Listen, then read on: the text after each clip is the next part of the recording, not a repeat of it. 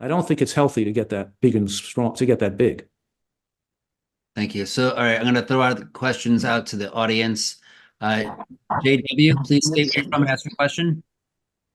Yes. Hi, Dr. Fuhrman.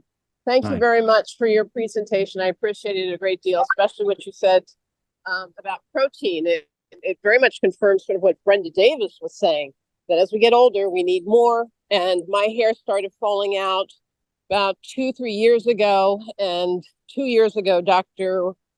Bernard said to me, maybe you're not getting enough protein, which felt like it was just heresy, because I had been told by plant-based doctors for so long that if I ate, enough diet for my calories and was eating whole foods, that I was getting enough protein. And I just think that at my age, I wasn't.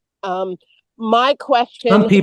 Some people need more, and the doctor has to be flexible enough to not have a one-size-fits-all approach, but to meet people's needs. And if some people like you could need more protein, and that's definitely an important consideration here. And I was given a clinician gave me a zinc tally test. I don't know what you think of them last week. Apparently, you swish this solution around in your mouth, and if you're zinc deficient, you don't taste anything. Not accurate? Okay, because I didn't taste anything. Yeah. So I'm thinking, like you were saying, maybe I am low in zinc because I've been plant-based since 2011, but. Well, I'm just suggesting to take a low dose, like 10 milligrams, not to take huge dosages, just to achieve nutritional excellence. And it's something that we certainly absorb less as we age. It's not something you can measure easily in the blood, because zinc isn't stored in the blood well. And so there are all these crazy alternative ways to check it, but they're not very accurate. It's just, I think it's reasonable to take a little extra zinc as we age. Thank you for that answer. And next question is going to Stephen V. Stephen V., please state where you're from and ask your question. Buffalo, New York. Thank you very much, Dr. Fuhrman, for your life's work. 2 quick questions. What, in your view, is the best way to measure omega-3? Is it omega quant? And the second question is, in your clinical practice, do you ever measure fasting insulin levels? Yes and no. Omega quant is one of the excellent tests that measure the omega-3 index, but it's not the only accurate test. LabCorp runs omega check, and Quest has their own blood. They all have. So as long as you're getting the omega-3 index and it's stabilized and normalized to that same range, because some omega-3 index tests aren't normalized to the range that's like between, mid-range is 5 and low is like 1, 2, 3. Higher ranges are 7, 8, 9. So we're talking about, being above 5 as being in the more favored ranges. So I think that the omega-3 index, and certainly omega quant, is an accurate test. The next question was about fasting insulin level. Fasting insulin. Yeah, I don't usually measure that because it's so much. We could pinpoint it just by body weight, by body fat percent. It's so because I have people stand on a machine and we get their body fat. So you're fasting insulin, so it could sometimes be helpful. But what would be the purpose of measuring it? We know the person has to lose weight if they're overweight, and so in any case, the healthy diet enables the failing beta cells in the pancreas to restore their production of insulin to a small degree, and the body's needs for insulin to be so low. So we could check it, and I have checked it over the years on occasion, but I don't regularly check it. Thank you very much. Sure. Great. Thank you, Stephen. And next question is coming from Laura K. Please state where you're from and ask your question. Let's see here. Sorry, Laura K. Having an issue unmuting you, Laura. You may want to try to log in or fix your computer there. Andrew D., please state where you're from and ask your question. First of all, this was my favorite presentation, and I thank you very much. And the second, the question is, you had a slide, keto and carnivore, that raises IGF-1 levels to cancer-producing levels. Can you please tell me what is a high cancer-producing level for an adult? I'm a male in my early 60s, active, and the scale is 59 to 230, doctor. What would you say is a high cancer-producing or concerning level? Good question, by the way. And I'm saying that levels are too low could also be concerning too. That most Americans run about 220, and 230. Most marathon runners run about 170. Most vegans run about 150. So we're saying a level that's probably optimized is between probably 100 and 175, I would think. But certainly and then if it starts to drop below 75, I would think, or below 70, it might even be a concern in an elderly person, especially if they have muscle wasting. If you're So at 230, 235, again, you're scale. 230, 235? Yes. Are you on a vegan diet? No, not exclusively. I'm plant-based, but no, I'm not exclusive. No. And I So don't you would be a exercise. person with a higher with a higher IGF-1 that I think that would do better if you cut back on animal protein and went to a vegan diet. Whereas a person who was running with a level of 60 or 65 or 50 could better if they ate some more animal products or some more or obviously plant protein powders or something. Yeah. So, or more. So I think that you should reduce your animal protein exposure, and maybe if you're overeating or eating too many calories too. So I would try to have your IGF-1 be lower if possible. Okay, I'm on this journey, and we're all trying to implement the best strategies for us little by little, and it's great. So thank you. Right. And interestingly, when you're lifting weights and doing exercise, even though it makes more IGF-1 raise in the local tissues, it doesn't raise systemic IGF-1 in the blood. It actually sucks IGF-1 towards the utilization in the muscle tissue. So you're not going to produce the higher level of IGF-1 from exercising and weightlifting, even if you're eating, especially if you're eating on a diet that's you take out the animal protein. And also that dairy products milk raises IGF-1 the most, dairy and milk, more than other I've been animal on a foods lot do. of Greek yogurt lately. That's what it's been. A lot. That's probably it then, the Greek yogurt, yeah. Okay, thanks a lot. Thank you, Andrew. So, what are typical challenges that you find when patients begin to go on this journey onto a plant-based diet for their health? And how do you overcome those challenges?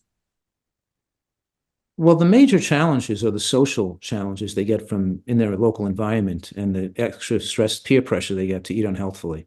So it's people trying to sabotage what they've learned. That's the major challenge. Sometimes people feel a little worse when they first start out eating this way, particularly when they're cutting the salt out, where they feel more fatigue in the first week. And sometimes when people are eating healthier, they start to feel bad for the beginning, withdrawal symptoms from the unhealthy eating until that goes away after a week or so. So they might temporarily feel worse. That's what we've talked about. And I have another lecture coming where I might be talking more about that. Great.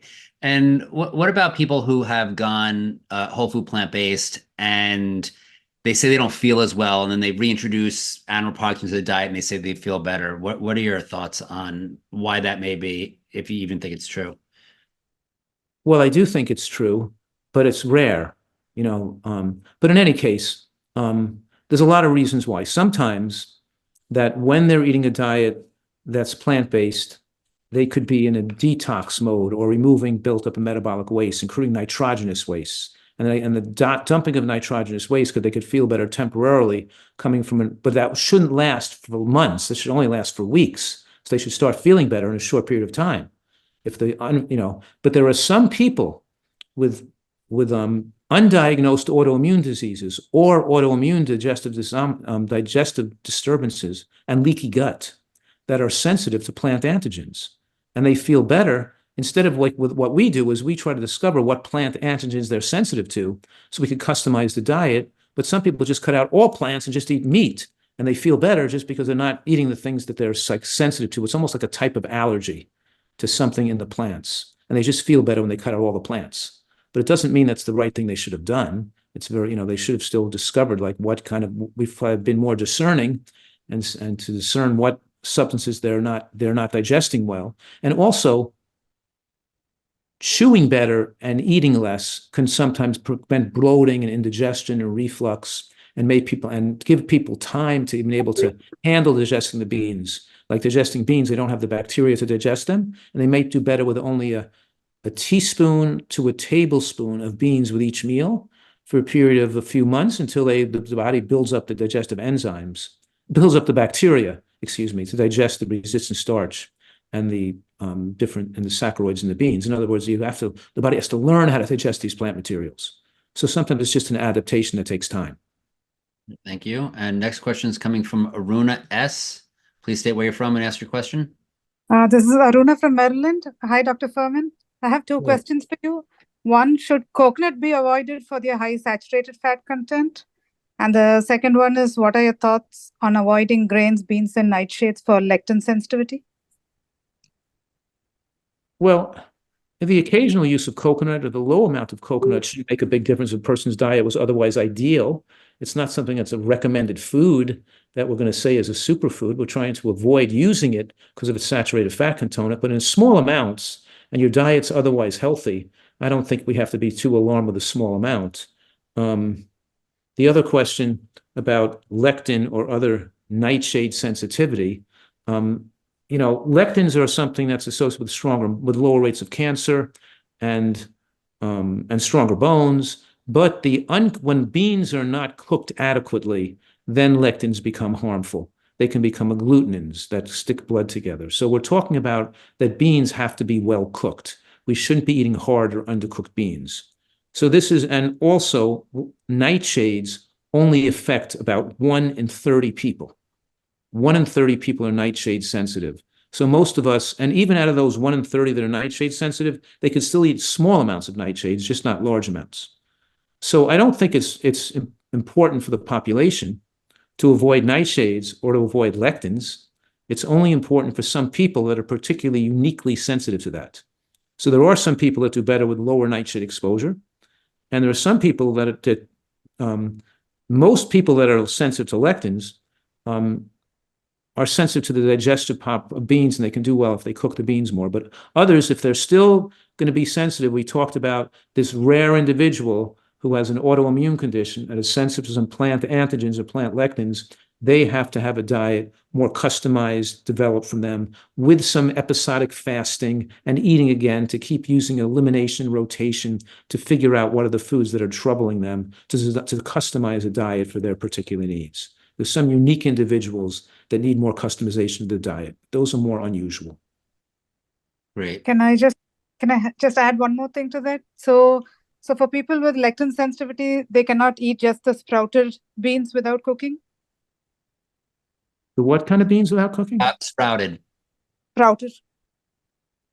It depends on the type of bean. You can eat sprouts in general, but sometimes it depends on you. It depends on you. So sometimes the larger beans, like cannoli beans and red kidney beans, should not be eaten sprouted either. They should be cooked. But you can still eat mung beans sprouted. You could still eat other sprouts and things like that. The smaller beans that are not the large beans that. Great. So thank you so much. That we're out of time. So thank you so much, Dr. Fuhrman. That was a really great presentation that you gave. If we could unmute the audience so they could share their appreciation for Dr. Fuhrman. Thank you. Love you, Dr.